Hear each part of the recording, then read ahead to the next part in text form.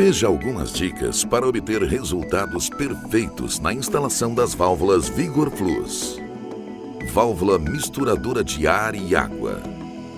Ao substituir o aerador da torneira pela válvula misturadora Vigor Flux, esteja atento para colocá-la na posição correta em relação ao fluxo de água.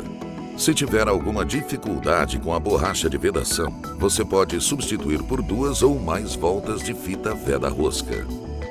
Válvula interna automática.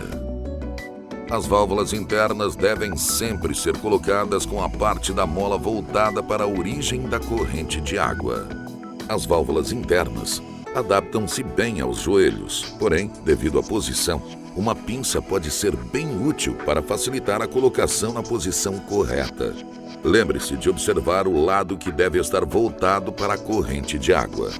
Em algumas ocasiões, pode ser necessário colocar a válvula interna em duchas com aquecimento a gás. Caso perceba algum ruído, acrescente mais uma borracha de vedação e dê mais uma volta de aperto na ducha. Para a colocação da válvula interna em flexíveis de plástico, primeiro desatarrache o flexível e depois, com uma chave, retire o nípel. Substitua a fita veda-rosca por uma nova. Coloque a válvula com o lado da mola na direção da água e depois recoloque primeiro o nípel e depois o flexível. Reabra o registro e veja se não há vazamentos. Em flexíveis de metal, aumente ao menos 2 voltas de fita veda-rosca para prevenir vazamentos. Válvula externa automática. Quando instalarem chuveiros elétricos, antes de religar a chave elétrica, deixe a câmara de aquecimento encher de água para evitar a queima da resistência. Sempre limpe a saída de água dos chuveiros com uma escovinha para manter o conforto na utilização.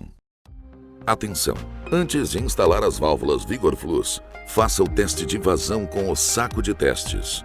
Caso a vazão seja inferior a 7 litros por minuto, no caso de torneira com aerador, você pode substituir pela válvula para 4 litros por minuto.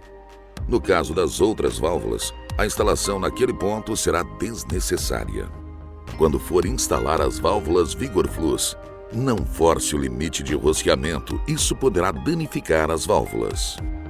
Depois de cada instalação, verifique se não há vazamentos. Caso haja, refaça a instalação novamente. Havendo qualquer dúvida na instalação, entre em contato conosco.